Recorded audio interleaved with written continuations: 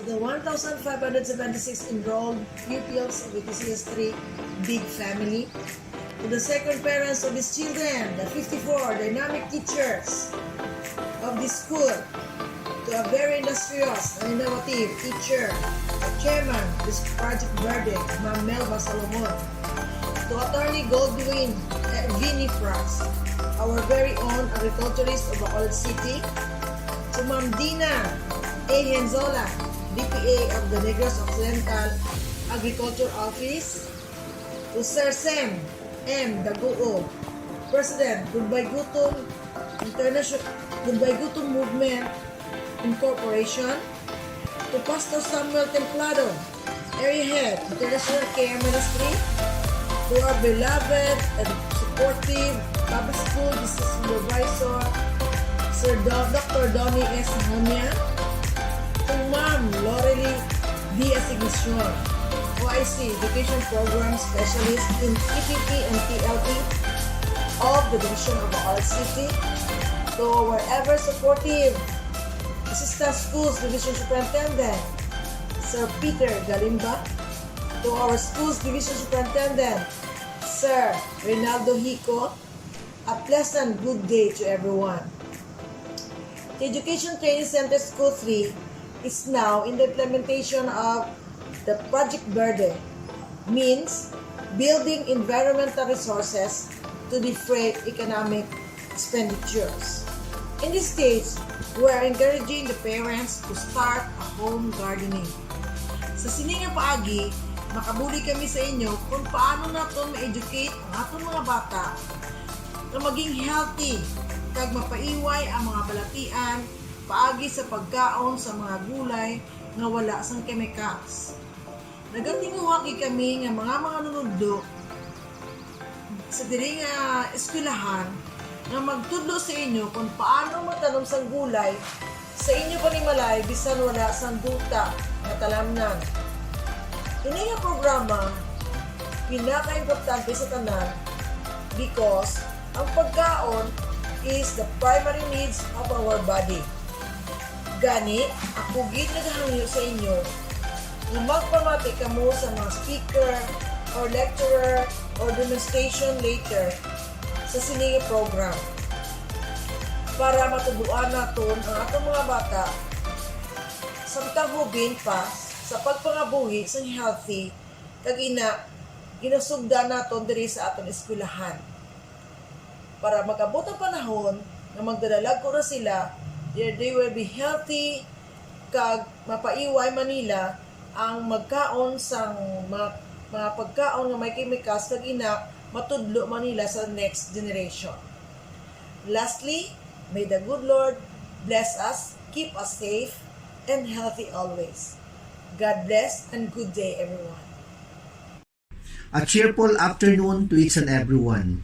At the outset, I would like to congratulate the faculty and staff of ETCS3 for this big occasion, the launching of backyard urban gardening.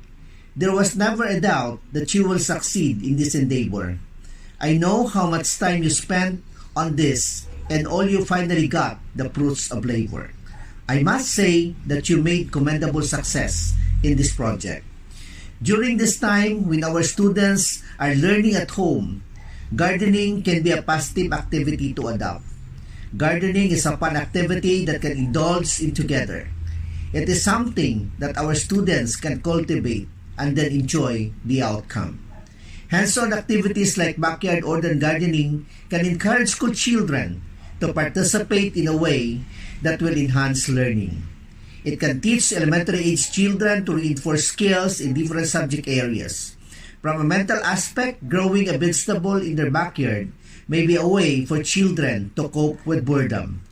I hope this effort will encourage all of us to try their hand at gardening, whether at home, in an allotted garden, or a community garden.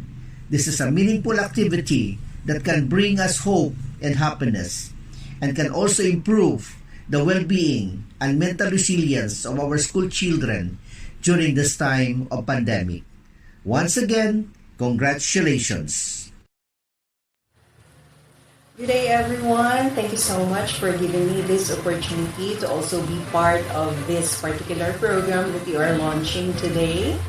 So happy Hearts Day to all of you, and you have just given justice to Hearts Day by expressing your love for the environment and also extending your being innovative. So foremost, I would like to congratulate ETCS3 under the able leadership of our very dynamic and innovative principal, Ma'am Vivian Cawaling, for coming up with such a very laudable project. The building environmental resources to defray economic expenditures. You know, this is one project that must inspire not only ourselves, no? It gives us joy to think that schools like you are taking steps to cultivate that culture of collaboration and togetherness in order to attain something. So no pandemic can ever hamper our willingness to continue serving.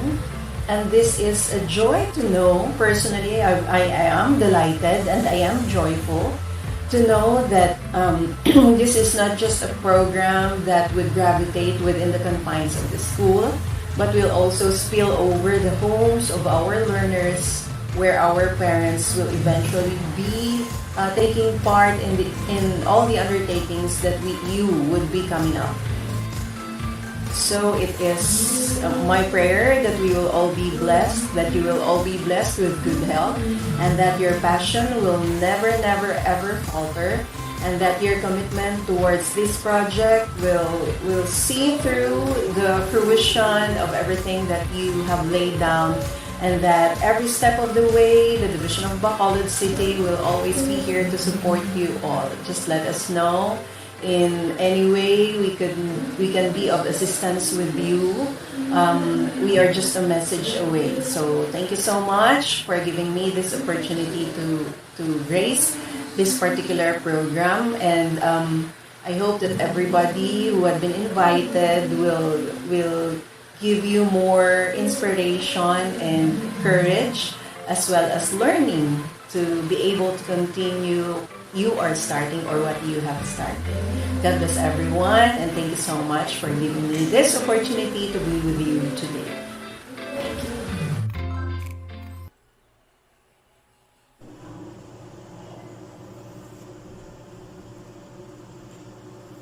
Introduction to vegetable production. Vegetables. What are vegetables? They are tomatoes, spinach, eggplants, cabbages, cauliflowers, radish, carrots, lettuce, string beans, okra, etc. Why produce them? The important considerations are actually common sense. A. Because they are food, and as food they provide nutrition. They are rich in essential micronutrients needed in small quantities, such as vitamins, which include, among others, vitamin A, vitamin C, B1, B2, B3, B6, B12, zinc, potassium, etc., as distinguished from macronutrients needed in larger quantities such as proteins, carbohydrates, and fats. B. They provide flavor and variety to our everyday meal. C.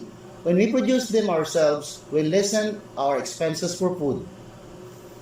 D. When we produce them in excess of what we need, they can be sold, thus provide extra income for our family. How to produce vegetables? A. Traditional way is to, of course, plant them in soil, on garden plots, or in a larger tract of land. B. In urban setting, where land is limited, they can be planted in containers, such as polybags, earthen, can or plastic pots, even plastic bottles or wooden or concrete boxes. C. In greenhouses. D. Hydroponics or aquaponics with or without greenhouses. Planting. A. Seeds, tomatoes, eggplants, carrots, melons, ampalaya, string beans, etc. This can be done by direct seeding, planting directly on the plots or containers, or in seed boxes, seedling trays, or small plastic bags or cups. B. Cuttings, sweet potato, alugbati, etc. Land preparation or medium preparation. Proper cultivation or land preparation is important for the following reasons. A.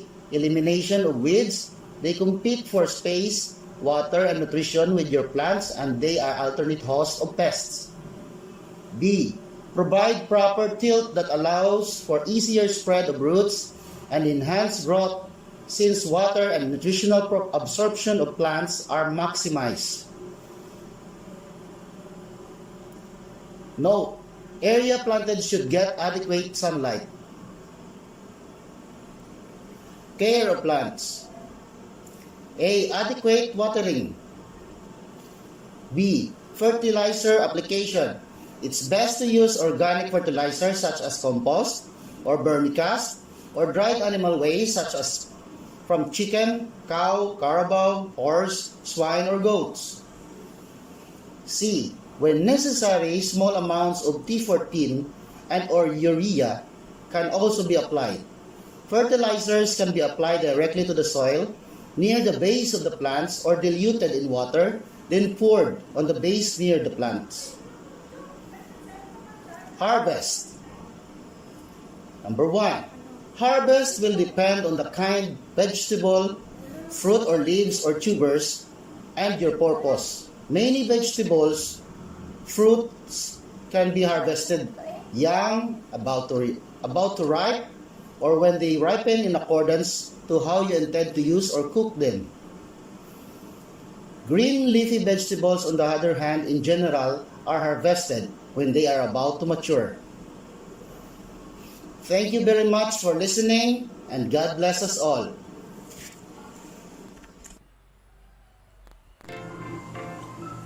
Good afternoon, everyone. So my topic for today is about seedling propagation. This afternoon's topic outline is the seedling propagation requirements. We have seed and planting material selection, nursery establishment, and management. So under this topic, we have production of transplants, transplanting, and planting density. Lesson objectives. So at the end of the topic, the participants must be able to identify the different criteria needed for seed, plant material selection, differentiate the different methods of producing transplants, and demonstrate the different nursery establishment and management techniques and practices. Can you say something about these photos? Very good. These are seeds. Seed planting material selection. Choosing good varieties of seeds plays an important role in increasing production. Qualities of a good variety: tolerant to pests and diseases, has high yield potentials, adopted and recommended in the locality, good product quality, and others. There are traditional, open, pollinated, and hybrid varieties to choose from. So these are the example of some recommended varieties. So we have squash, pulisitaw, okra, eggplant, ampalaya, tomato, sweet pepper, and hot pepper. So we have open, pollinated variety and hybrid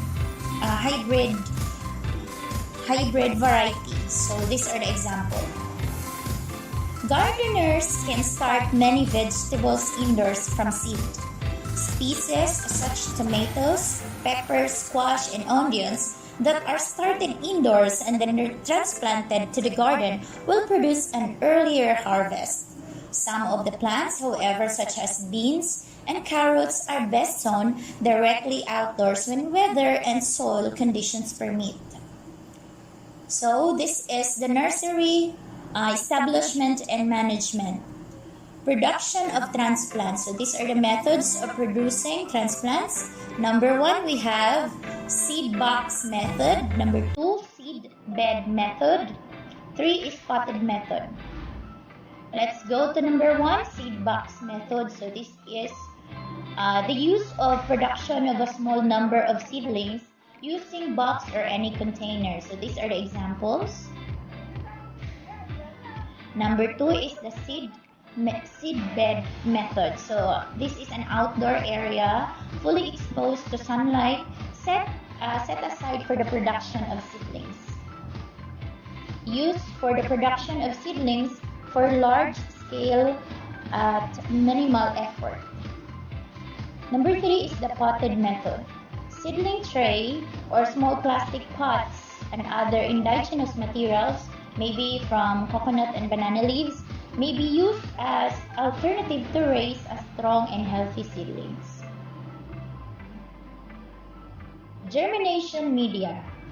The medium used for starting seeds should be loose, well-drained, and fine textured. Additionally, it should not contain disease organism or significant amounts of fertilizer. Prepared media processing. These traits are available commercially or component materials can be purchased and mixed at home. Soils, mixes that are porous and lightweight work well for seed germination. Recommended preparation of soil media. 1. 70 to 80% compost and 20 to 30% carbonized rice hull. 2. Pure compost. 3. Sand garden soil and compost. The ratio is 1:1:1. For example, using 80 to 20 ratio. For example, using 80:20 ratio of compost to rice hull, mix 80% of organic fertilizer and 20% carbonized rice hull. Fill the seed boxes, small pots, or seeding tray with soil medium. Seed sowing. Sow the seeds at the rate of approximately 5 seeds per inch in the seed box and seed bed, and 1 seed per cell in pots or seeding tray. Saturate the beds, seed boxes or seeding trays, pots after sowing, and minimize watering after germination. Transplanting. Transfer the seedlings in the field 3 to 4 weeks after sowing or when the plants produce 3 true leaves. Press the bottom portion of the tray and up and remove slowly the seedlings, keeping the soil around the roots intact. Make a hole in the beds using a rounded wood. See to it that the diameter of wood is bigger than the hole of the tray. Transfer the seedlings to the field. Transferring should be done late in the afternoon. Press the soil around the base of the seedlings and water the newly transplanted seedlings. Planting density. Plant density is an important agronomic factor that manipulates microenvironmental of the field and affects growth, development, and yield formation of crops. Within certain limits, increase of plant population density or PPD decreases the growth of the yield per plant, but the reverse occurs for yield per unit area. So in planting, this should be the distance of planting vegetables. So we have ampalaya, it should be 1 meter by 3 meter. Okra, 0.5 meter by 1 meter.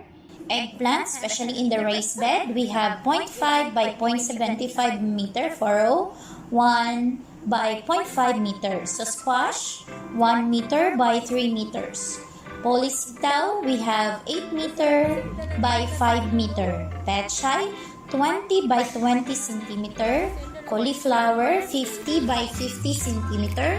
Papaya, 3 by 3 meters. Before I end this presentation, I would like to read this quote from Will A. Foster. Quality is never an accident. It is always the result of high intention, sincere effort, intelligent direction, and skillful execution. It represents the wise choice of many alternatives. So thank you everyone. Thank you so much for listening. I hope you learned something for today's presentation. Mayong hapon sa tanan. Ako gali si Noel Servilito, isa ka Livelihood trainer sa International Ministry Foundation Incorporated. So ari kita subong matudlo ako sa inyo pagti sa container gardening. So ang aton nga mga materials nga subong sa tubangan una bis meron kita nga container. Kadua, meron kita nga alambre. Katatlo, meron kita nga lice. Ang purpose ng lice, ang sa ato nga pagkat sa ato nga alambre. Tapos, meron kita nga cutter. Ang cutter naman, ang isang pagutod natin sa container. So, tapos, meron kita nga garden soil. Mayroon kita nga binhi. Ang atong binhi, pit side. So, ang muna natin subong, ikatunta ang container batol.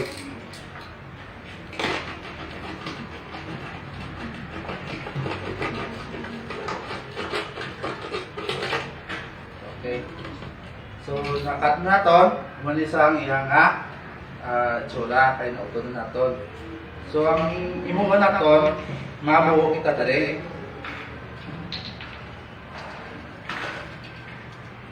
Ang buo sa bawang sa aton nga butangan sa aton nga alambre. Next, mabuo ito diri sa talo 1 inch.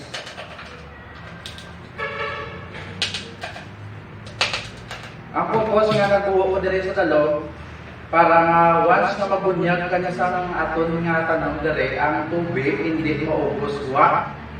So may alak sa nga bilin diri sa talo. So, bisan sa kadlaw, dito kabunyag sa mga tanaw, may alat siya nga tubig nga pundo. So, sana ang diri kita nga buho. So, ang muna to, nakabuo na ta. So, mabutan kita sa alambre ang atong nga pagkat atong alambre.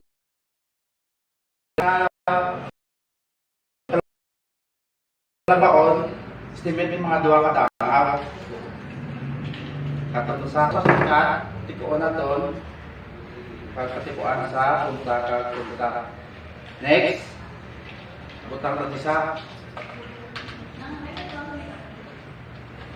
Sa ato naging buo sa babaw.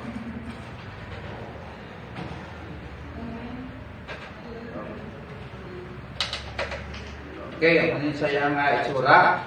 Ang butangan na nasa sang, labre. Kadua, mabuo ko dito tapos dali matadalo.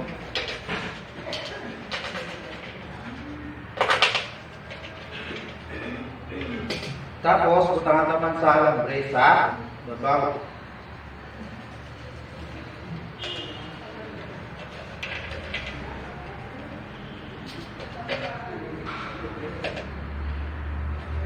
Okay, nabutangan naman sa labre.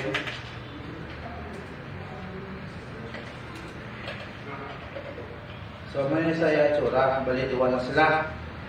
So, ang imo na to, butangan ko nasa sa garden soil o kung duta.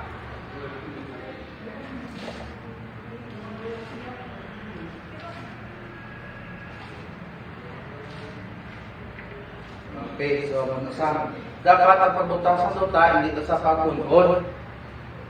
Dapat gabang sa kay para na once pagbunyag mo, hindi magawas ang duta. Kaya at least mayara sa nga bilin sa babaw. Kadua, duta ka piniduta.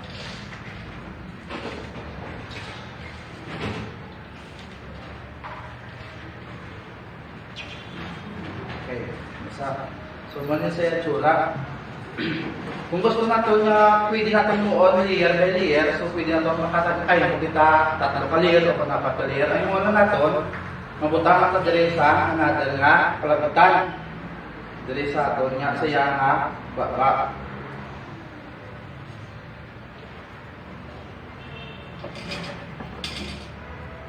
Another one.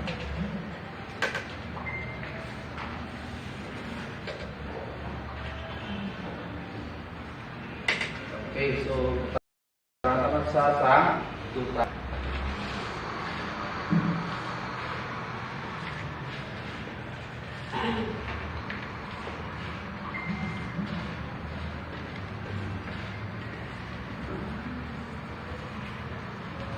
Okay, pagkaliyan mo ng isa. So, ang imuha na ito, pwede na sa butangan sa tanong. So, ang mabutang na natin na tanong, pitsay, ulitos, kaya ang pitsay, 1 month na nasa ma-harvest. So, hindi sa pwede natin mabutangan sa mga tanong, mga tatalo kapulan, mga lawig. Wala nga mga tanong, sampol, mga talong, okra, kaya ang hindi sa nga continue na sulod para lang isa kabulan nga tanong, mga pitsay, ulitos, kaya ang iyang duta, gamay lang. So, hindi sa kasarang sa mga talong, kamatis, o okra. No? So, muna ito, matanong kita. So, sa isa continent, pwede natin matamhan sa 2 o 3 kaliso. Pero may araman ng gusto ang gina-direct ito sa board. So, matanong ka.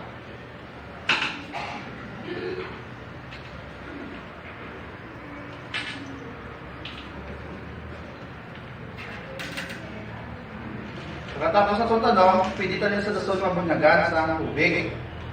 Pagkatapos na itong dyan sa tubig, pwede ito sa ipakabit. So pagpakabit na ito, kay layer by layer, pwede tayo makaligo layer na 4 ka layer, 4 ka supon, o kung 3.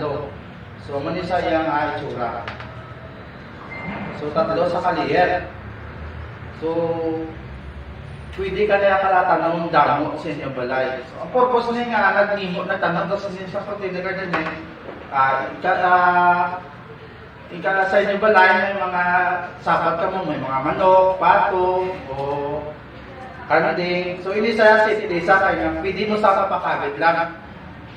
Hindi siya ma-sirit sa pato, hindi siya ma-harap sa kanding kung may harap mo sa inyong balay. Kaya nga, ang isa kung wala ka mo talamnan sa inyong balay. Amo ni sa inyo gamiton para nga maka tipid ka mo sa inyong lugar sa space lang sa inyong balay. So, amo ni sa ako niya continuous gardening.